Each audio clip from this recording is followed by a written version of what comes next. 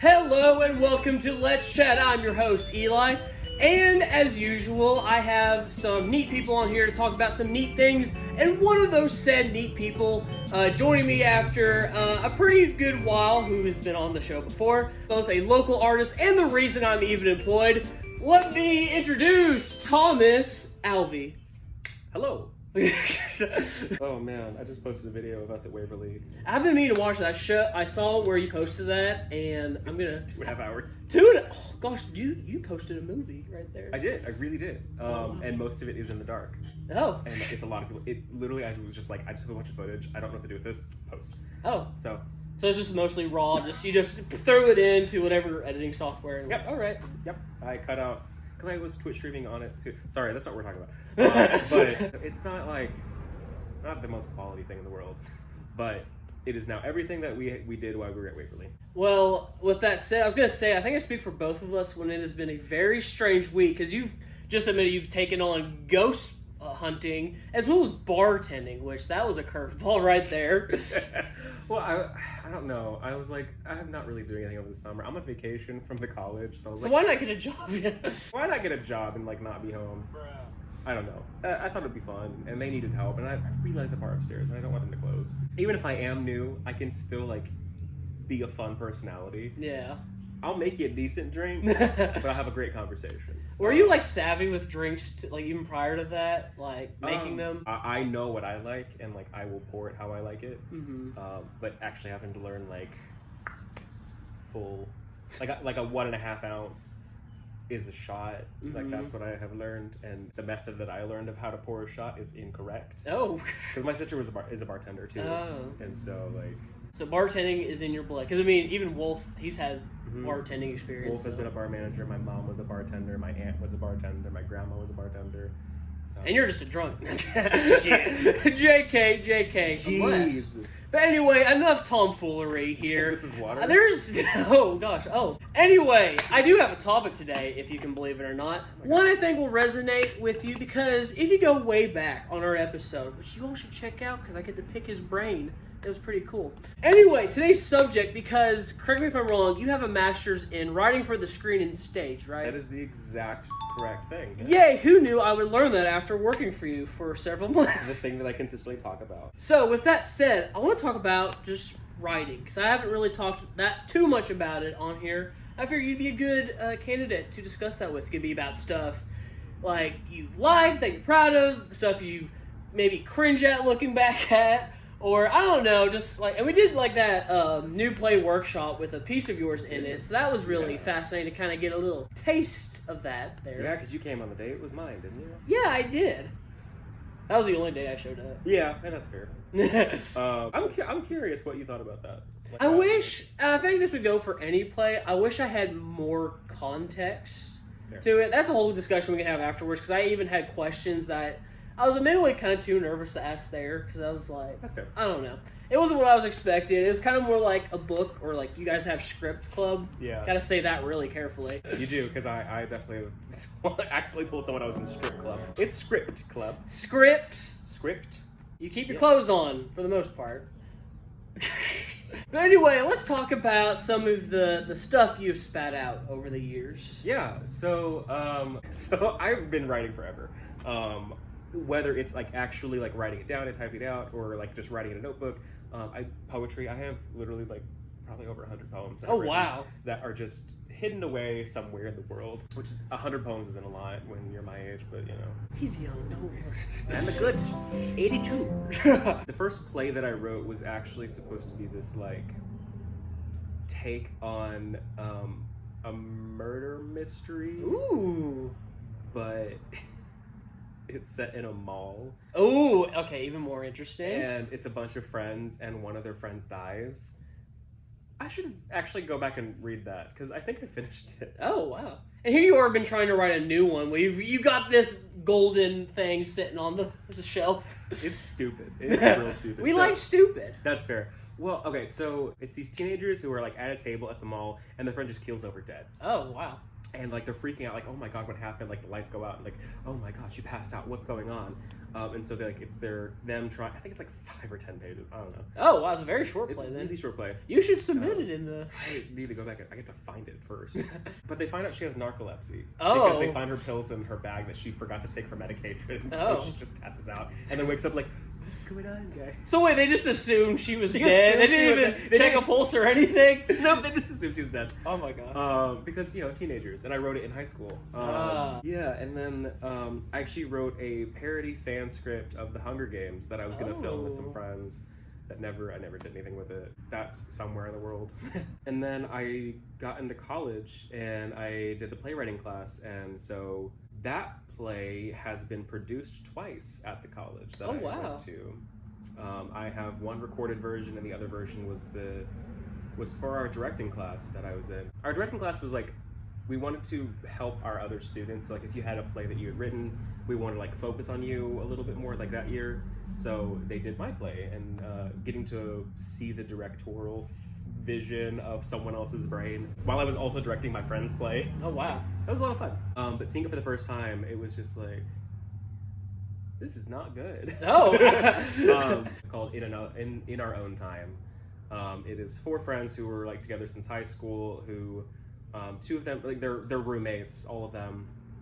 But like, Mark is in love with Mary, and Anthony is in love with Mary, and then the other girl is in love with Anthony.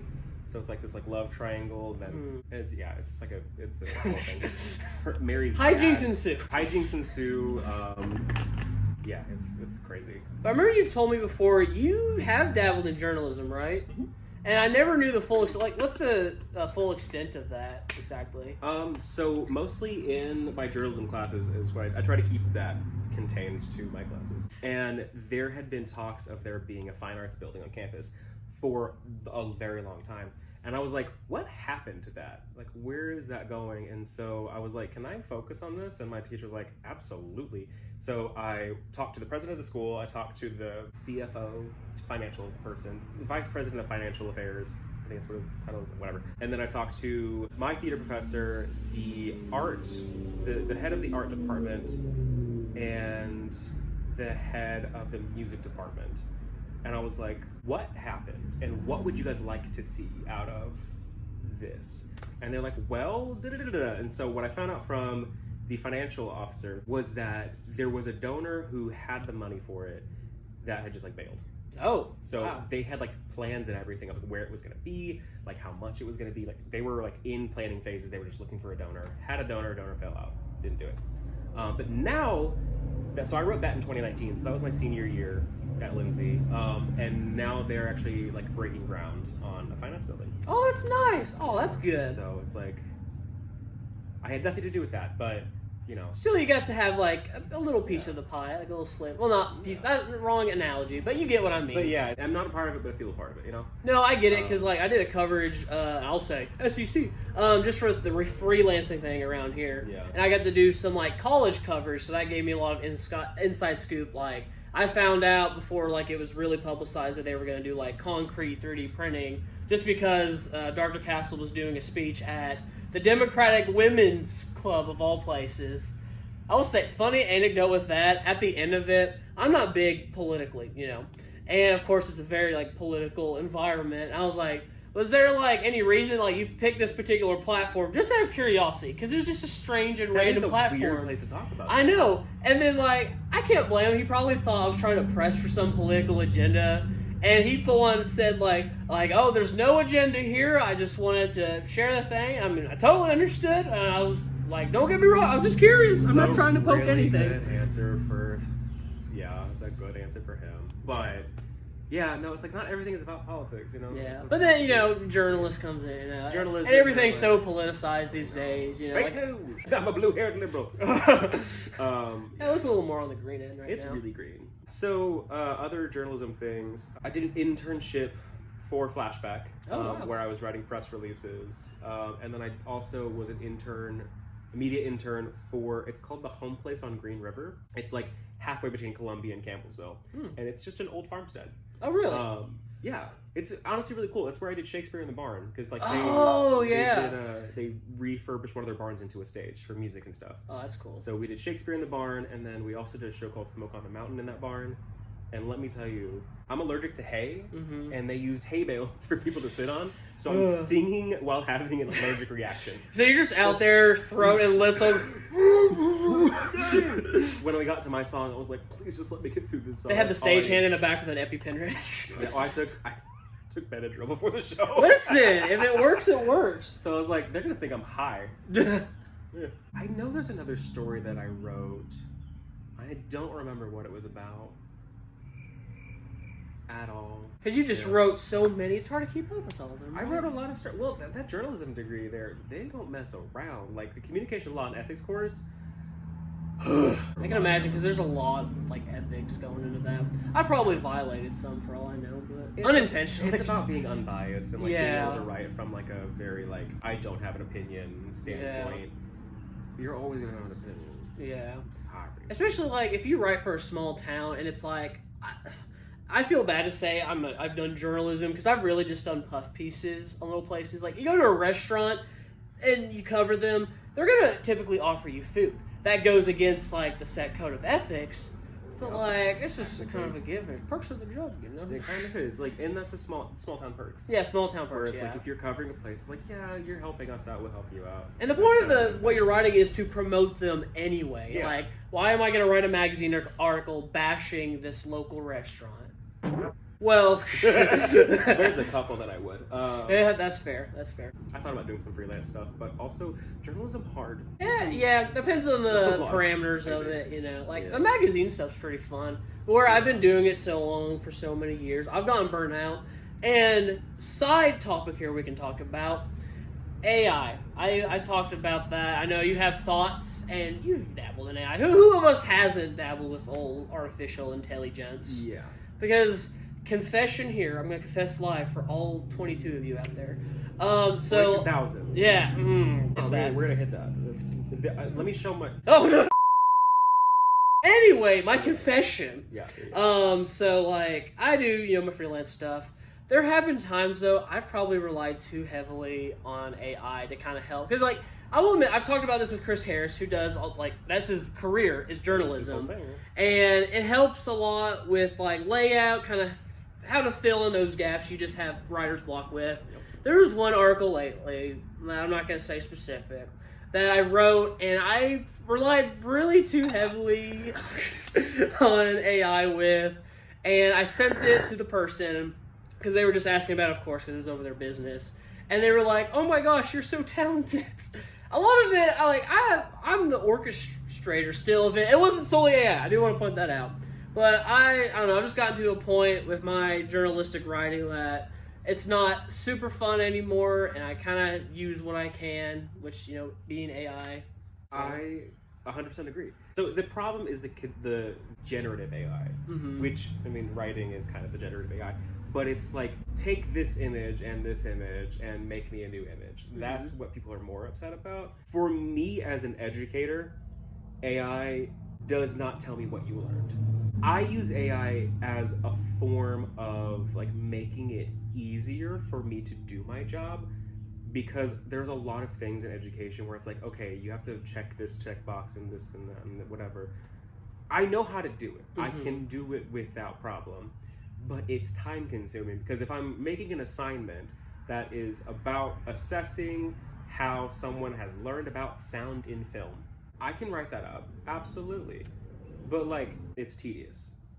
And I use AI to help me through that, because it's just like, I can do the assignment, I can make the assignment correctly, but making the assignment in this method is what I make AI do for me. And then I still go back and check it, and make sure.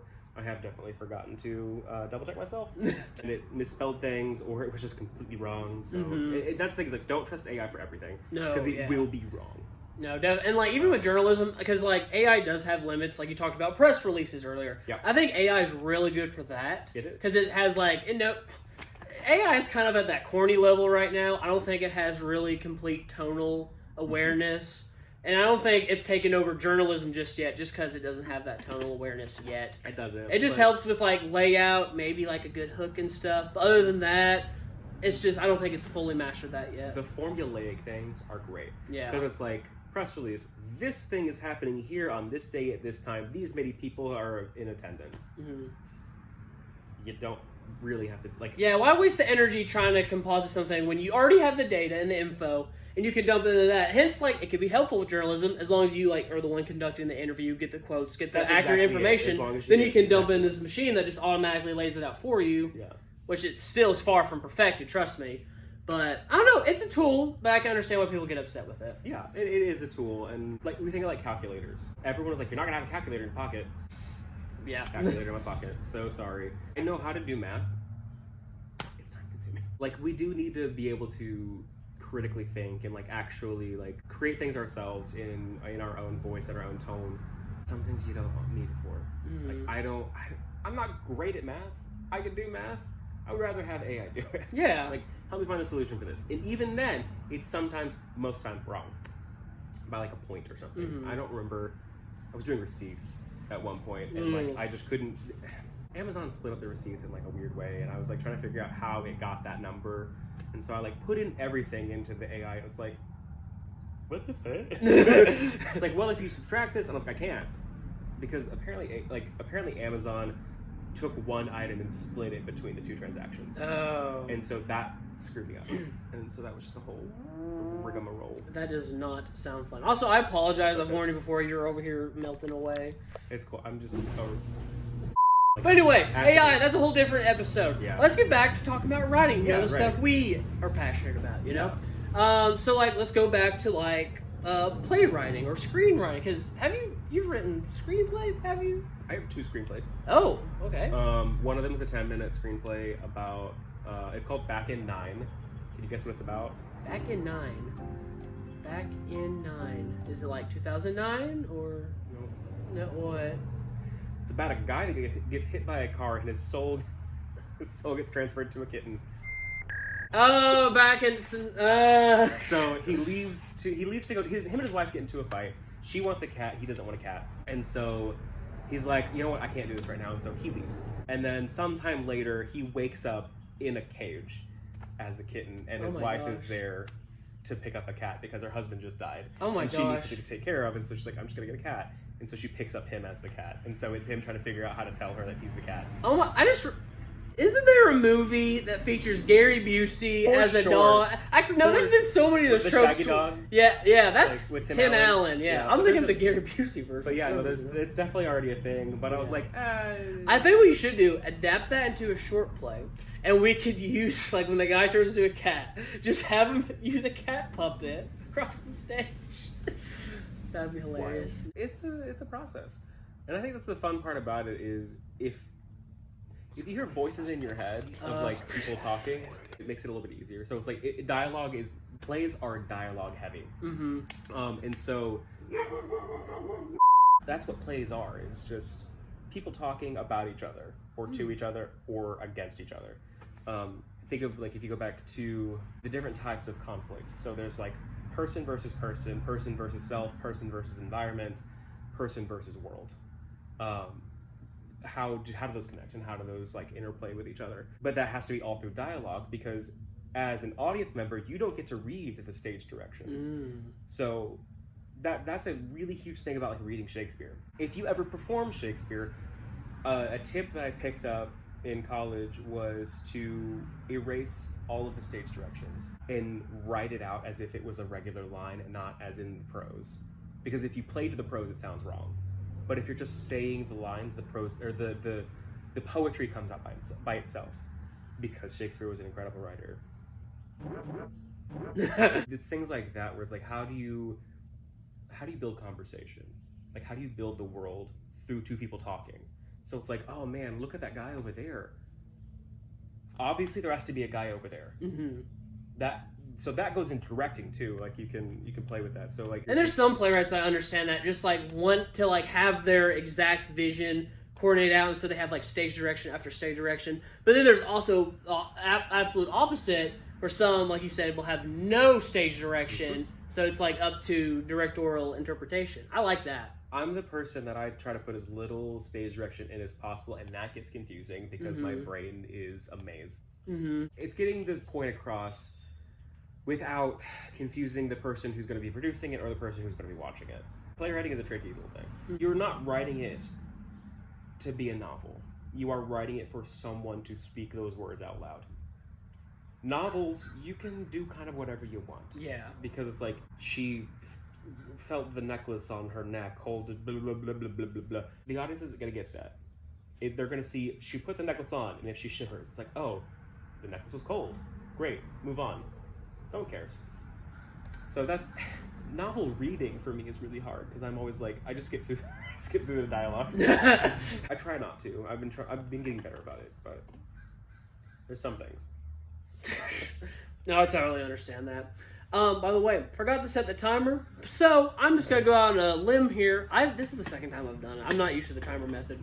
Anyway, I think that's a very good and wise note to end on. You know, talking about just the scope of writing, especially play writing, which I guess I can transcend screen to a limit. Anyway, I'm word vomiting right now. I think it's the heat. Me always word vomiting. So anyway, I think we're gonna wrap up here, and I want to thank you again for coming on and putting your sweat, no blood or tears that I'm aware of, into coming on today. Bleeding. But anyway, that's gonna be a wrap there. I'm trying to think of a clever twist on how to end this with also incorporating the liking, sharing, and subscribing. Of course, say again, thank you sincerely for coming on and letting me have a job. That's money. Letting you have a job. Well, you don't realize how much you saved me. Anyway, that's what I do here. Like I said, like, comment, subscribe. Go out and write something, you know, expressions good. I don't know. There's more clever times. But anyway, like I always say, that is a wrap.